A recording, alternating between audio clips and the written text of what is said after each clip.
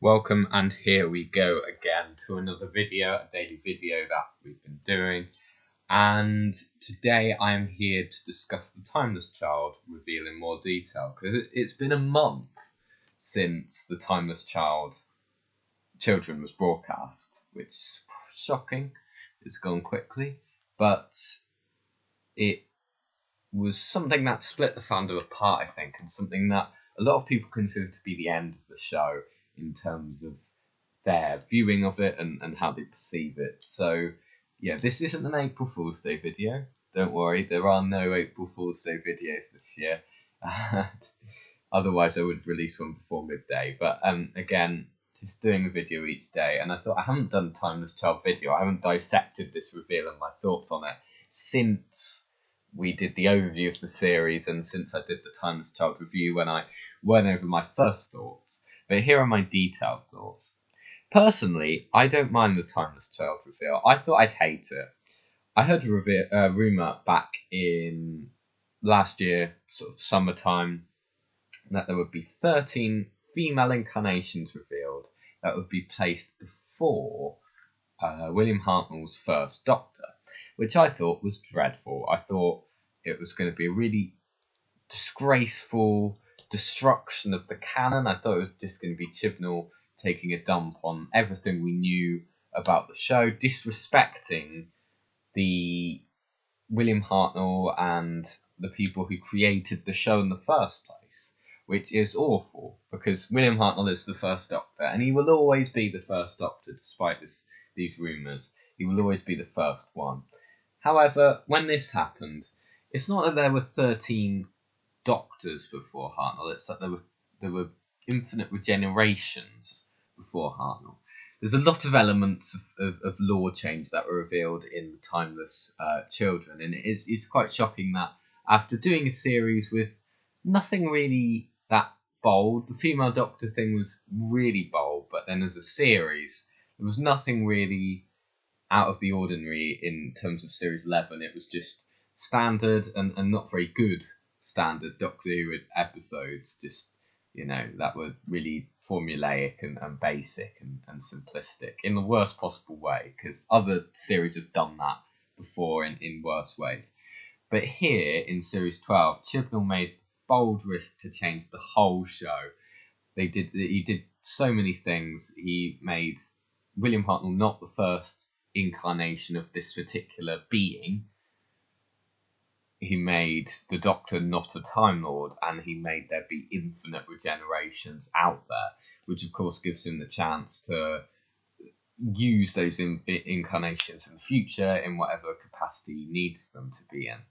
So personally, I'm not too fussed about it because I don't think it changes anything we know. The Doctor's backstory was always a bit of a mystery, and a lot of people have complained that this destroys that mystery that was created, but I think it enhances it because we don't know who the Doctor is. We knew before, I think in the Stephen Moffat era, it was pretty much revealed exactly who the Doctor was. We saw him as a child. This sort of threw all that out of the window, and that makes the Doctor so much more of an enigma, and I think as a character, the Doctor needs to be a mystery as a whole.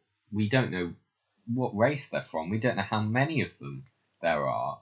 We don't know who the Doctor is, really. It gives us not only a different way to look at the show, in what many people would consider a bad way, but for me, a good way, but also it gives us infinite possibilities for what we see in the future, because there is chance to really delve into that backstory, to offer some answers. I don't want all of this answered, because it will destroy that mystery again, but this mystery is really great, and I think it offers some really interesting paths for us to go down as we reveal when we reach Series 13 and we continue to question the Doctor, because Series 12 did make us question the Doctor and who the Doctor was and who the Master was and their relationship, so it was very interesting.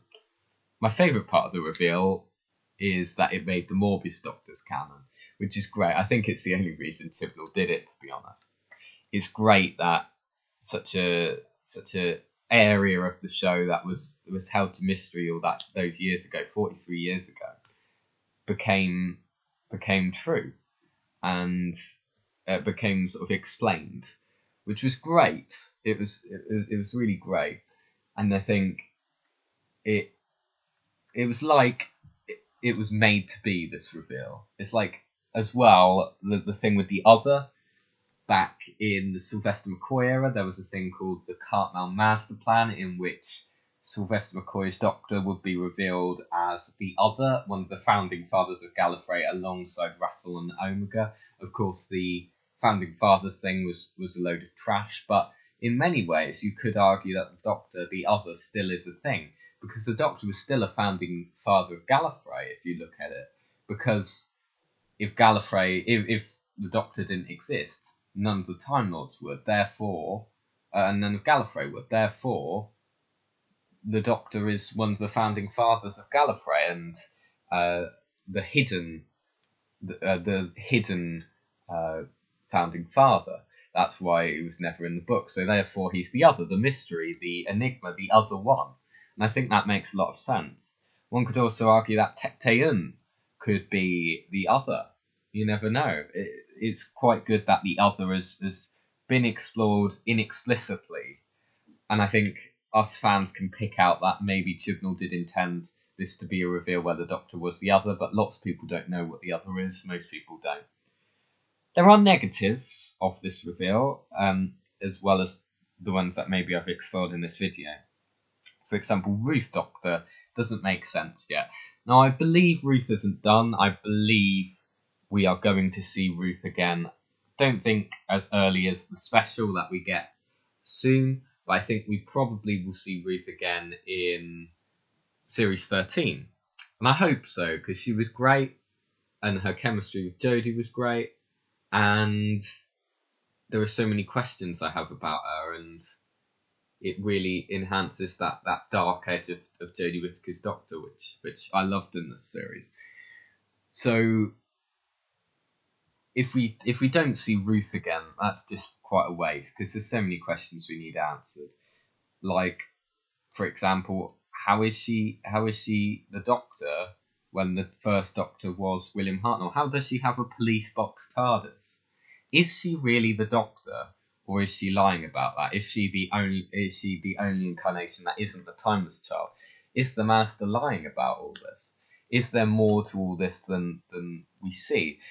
Therefore, that offers a lot of mystery up. However, Chibnall is known to have lackluster conclusions to things. If we don't get a resolution to Ruth and some answers to those many questions that we have, then that's a bit disappointing. I like to think Chibnall didn't just have Ruth have a police box TARDIS and then just not realise, and then just forget that the Doctor didn't have a police box TARDIS until the events of The Unearthly Child. But it's Chibnall, so I don't know. The other thing I don't like is the infinite regenerations thing lessens the impact of the show. We know now that the Doctor is immortal, basically. So when we get to a point where the Doctor's placed in a deathly situation, it will mean that regeneration isn't impactful anymore. It will mean that there's no limit on how many incarnations the Doctor has. Therefore, every time they're put in a dangerous situation, they could just get out of it really easily, and they could just survive forever. So it's just annoying, that thing. It sort of lessens the threat that the Doctor is placed in as a being, which is the annoying side of this reveal. And I'm hoping that Chibnall, or the next showrunner, who will inevitably shake things up, and Chibnall may shake this up after the backlash that this law change received, which of course he must have knew there was some sort of backlash that was going to happen. I hope to God that they make some way that the Doctor loses that power to regenerate an infinite amount of times and gets a barrier again. Not necessarily revealing that the past there wasn't a barrier, but that there was barrier. But I'd just like the future to have some sort of limit, because because otherwise it really lessens that impact. And I think eventually they'll do something that returns the limit to all of that. Maybe put the 12 regenerations back in. I think it's Chibnall's way to try and easily make sure that the show doesn't end properly. Doesn't end when we reach this limit again. And it lessens time the Doctor too. But anyway, I think personally, I think it's good. It offers up a load of questions about where Doctor is headed in the future. It offers up a load of questions about Ruth and the 13th Doctor. I think it'll be really interesting to pick up this story arc in series 13. I'm also really interested to see whether they'll continue this story arc, whether they'll have a new story arc, or whether they'll have this story arc and a new story arc running, which will probably happen, and they'll link them together. I think Timeless Child will probably be the running thread of this era, like Silence Will Fall was for the Matt Smith era, or Missy was for Peter Capaldi's era, or He Will Not 4 Times was for David Tennant's era. But I think each series will also bring its own story arc besides Series 11, which made the mistake of not having one. So there we go, there's my rant over. What do you think of The Timeless Child? Please, the reveal, please leave your thoughts in the comments below. I'll come back for another video tomorrow at 5 PM, as I do every day. Haven't decided what it will be. I usually make it up in the evening. And yeah, have a good day. I hope you're all well. I hope you're all staying safe. And we'll catch up again tomorrow.